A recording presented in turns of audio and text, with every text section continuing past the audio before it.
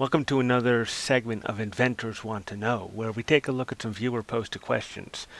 Periodically, we'll be looking through the comments and providing relevant information based on some of the viewer feedback. So, Hanson Tan 2010 writes, "For laymen, we are unable to write as broadly or protectively as patent agents.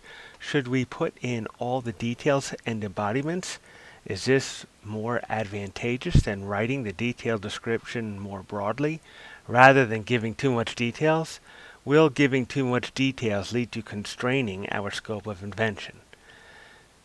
So I think that last clause here, that last sentence, will giving too much details lead to constraining our scope of invention? That's a good question, and in my experience, the short answer is usually no. Usually additional details help you rather than hurt you. But there is a good way and a not so good way to provide the details. And so I thought the best way to answer this was with a few patent application description do's and don'ts. And in particular, we want to avoid patent profanity. Now, I can't take credit for coming up with that term, patent profanity, but patent profanity basically refers to certain words or phrases that you generally don't want to use in a patent application. And we'll take a look at a couple in this episode. First one, try to avoid the word must. Take the example phrase, "The motor must be mounted to the frame at 3 points in order to be secured." A better way to write that might be something like this. We don't want to say that anything must do anything. So in general, we talk about embodiments. Embodiments are basically versions or variations of your invention.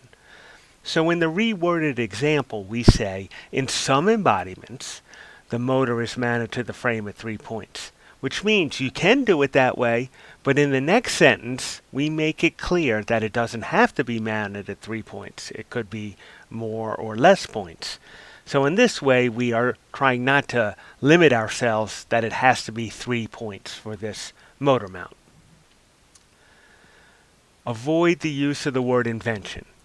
Most professionals will avoid or limit using the word invention in the patent application. Now that sounds counterintuitive because patents are for describing inventions, but yet that word is something most pros in the US will avoid.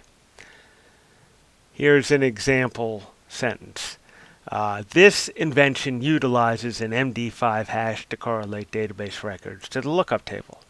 So similar to the word must we talked about earlier, phrasing it this way could have a limiting effect, limiting the invention to the use of an MD5 hash.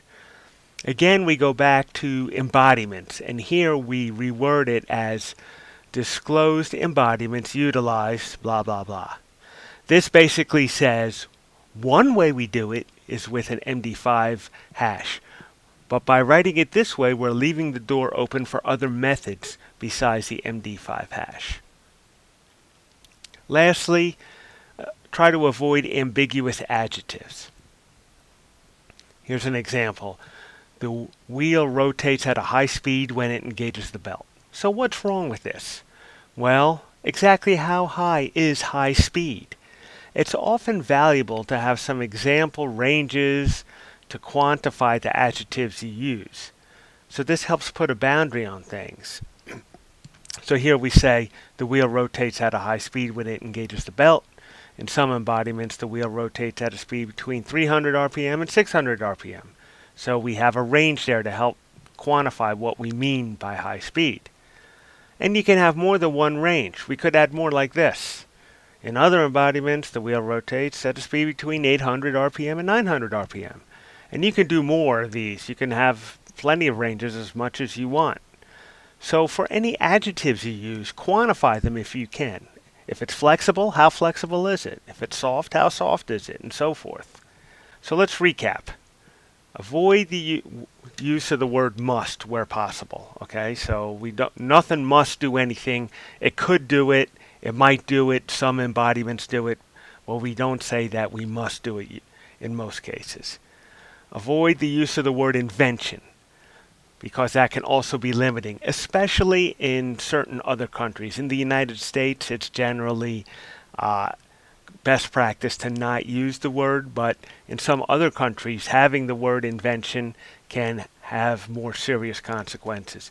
So when a professional writes an application, in the event that it might be filed, a counterpart application may be filed in other countries besides the United States, then it's really important to try to have your patent application be in agreement with the way they do things in other countries to the extent that is possible.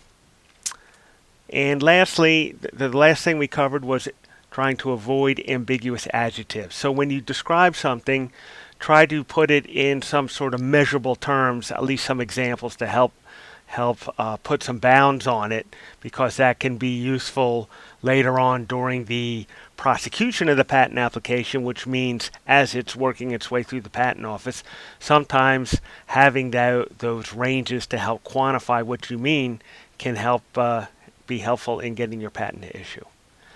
So that's what we have for you today. Once again, thanks for watching this episode of Inventors Quick Tips, and we hope to see you again soon.